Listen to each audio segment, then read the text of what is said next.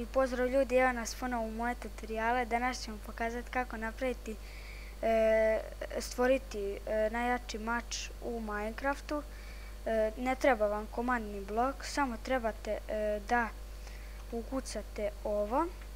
Znači, bit će u deskripciji ta komanda. Vi to samo prepišete i ovdje napišete svoje ime, tako se ja zovem. A ovdje napišete kakav, po želji, kakav hoće da vam bude jak. I samo kliknite Enter.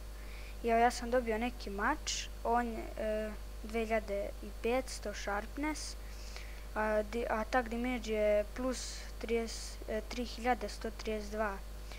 I znači on može sve živo da ubije, znači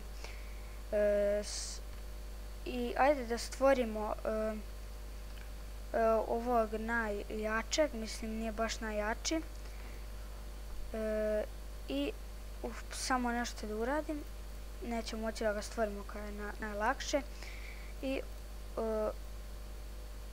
uzet ćemo, dobro, to već znate kako, i ako neko ne zna, samo stavite ovako i stvorit ćete njega. Op, evo ga, stvorili smo ga. I sad čekamo da se on napuni i da ga ubijemo. Sad ćete vidjeti, iz prve ćemo da ga ubijemo, ljudi. I evo, on je gotov.